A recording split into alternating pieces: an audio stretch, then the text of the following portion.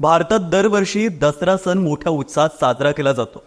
असत्यावर सत्याच्या विजयाचं प्रतीक म्हणून रावणाच्या पुतळ्याचं दहन केलं जातं. एकीकडे रावण दहनाची ही प्रथा देशभरात मोठ्या उत्साहात साजरी होते, तर दुसरीकडे भारतातील एक मोठा वर्ग ही प्रथा बंद व्हावी यासाठी प्रयत्न करतोय. आदिवासी समाज रावणाला राजा मानतात. रावण हा आदिवासी संस्कृतीचा नायक असल्याचं मानलं जातं. रावण दहनातून रावणाची जाहीर विटंबना केली जाते असा त्यांचा आक्षेप आहे. रावण दहनामुळे आपल्या भावना दुखावल्या जातात. आदिवासींच्या या नायकाला जाळण्याची परंपरा जाणीवपूर्वक निर्माण करण्यात आली आहे, त्यामुळे ती बंद करावी अशी मागणी सुद्धा काही वर्षांपासून सातत्याने केली जाते. पण यामागचं मूळ कारण काय आहे आणि रावण दहनाची बंदी करण्याची मागणी जोर का धरतीये, बघूया या व्हिडिओमध्ये. नमस्कार, मी सर्वेश. तुम्ही बघताय सत्य पे सत्ता, म्हणजे थोडक्यात आणि महत्वाचं. अमरावती शहरातील महानंदा टेकाम गेल्या 20 वर्षांपासून रावण दहन प्रथा थांबवण्यासाठी प्रयत्न करत आहेत. 2006 साली महानंदा टेकाम यांनी 3 महिलांसह या आंदोलनाला सुरुवात केली. त्यांनी रावण दहन बंद करण्यासाठी जिल्हा प्रशासनाला लेखी निवेदन दिले. परतवाड्यातील काली मंदिराजवळच्या रावण दहन कार्यक्रमात त्यांनी विरोध प्रदर्शन करत रावणाच्या पुतळ्याला पकडून चिपको आंदोलन केलं. रावण आमचा पूर्वज आहे आणि त्याला जाळू नये अशी विनंती त्यांनी केली, पण उलट त्यांच्यावरच कारवाई केली गेली. ऑल इंडिया आदिवासी एम्प्लॉईज फेडरेशनचे अध्यक्ष मधुकर उकई म्हणाले की आम्ही 20 वर्षांपासून नागपुरातील रावण दहन थांबवण्यासाठी सातत्याने प्रयत्न करतोय. ही प्रथा अलीकडे सुरू झाली आहे. रावण दहनाच्या निमित्ताने आदिवासी समाजाला दडपण्याचं षडयंत्र सुरू असल्याचं त्यांनी म्हटलंय. पोलीस ऍक्टनुसार कोणत्याही व्यक्तीचा पुतळा जाळणं, दहन करणं हा गुन्हा आहे. असं केल्यास कायदेशीर कारवाईला सामोरं जावं लागतं. विविध आंदोलनात विरोध दर्शवताना प्रतिकात्मक पुतळे जाळल्यास गुन्हा दाखल होतो. मग रावण दहनावेळी हा नियम का लागू केला जात नाही, असा सवाल त्यांनी उपस्थित केला. भारतीय संविधानाने प्रत्येकाला आपापल्या धर्मानुसार आचरण करण्याचं स्वातंत्र्य दिलंय. तो अधिकार आम्हालाही लागू होतो. मग आमच्या जननायकाचं दहन का थांबत नाही? पोलीस प्रशासन यांना दरवर्षी निवेदन देऊन वारंवार विनंत्या करूनही आमचं ऐकून घेतलं जात नाही. सरकार कुठलेही असो, आदिवासी समाजाच्या प्रश्नांकडे, सामाजिक मुद्द्यांकडे सर्रास दुर्लक्ष केलं जातं. आम्ही आमच्या मागण्या मांडायच्या तरी कुठे, असा सवाल उकई यांनी उपस्थित केला. ॲडव्होकेट LK मडावी यांनी 1995 साली रावण दहन प्रथा बंद करण्याच्या मागणीसाठी चंद्रपूरला सभा घेतल्या होत्या. 1990 ते 2000 या काळात त्यांनी प्रथेविरोधात आंदोलनं केली. 1997 साली रावण दहन बंद करण्यासंदर्भात नागपूर हायकोर्टात याचिका सुद्धा त्यांनी दाखल केली. पण याचिका बेंचवर आल्यावर या दहनासंदर्भात आणखी पुरावे द्या असं कारण देऊन ती फेटाळण्यात आली, असं मडावी म्हणाले. रावणाबद्दल वेगवेगळी मतं समाजात पाहायला मिळतात. रावणाला काही परंपरांमध्ये वाईट आणि क्रूर म्हटलेलं असलं तरी एका समाजातील एक मोठा भाग रावणाची पूजा करतो.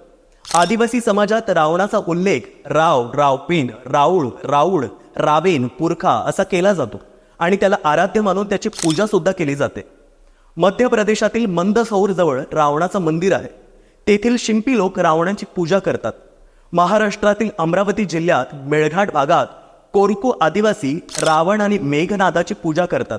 त्यांच्या लोकगीतांमध्ये रावणाच्या पराक्रमाचा उल्लेख केला जातो. हिंदू धर्मग्रंथात, पुराणात रावणाचं वर्णन अनेक विषयात निपुण, विद्वान, प्रकांड पंडित असं करण्यात आलंय. रामायणाच्या सुद्धा वेगवेगळ्या प्रती वेगवेगळ्या भाषेत आढळून येतात आणि त्यानुसार कथेमध्ये सुद्धा बदल होताना दिसून येतो. विविध ग्रंथांमध्ये रावण हा आदिवासी असल्याचे संदर्भ आहेत. रामनगीना सिंह लिखित रावणाची सत्यकथा, आचार्य चतुरसेन शास्त्री लिखित वयम रक्षामह ही हिंदी कादंबरी, नागपूरचे नाना ढाकुलकर यांची रक्षेंद्र ही कादंबरी, व्यंकटेश आत्राम लिखित गोंडी संस्कृतीचे संदर्भ अशा इत्यादी अनेक पुस्तकांमधून रावणाच्या व्यक्तिमत्वावर प्रकाश टाकण्यात आला आहे. आता रावण दहनाची प्रथा केव्हापासून सुरू झाली यावरती वेगवेगळी मतं आहेत.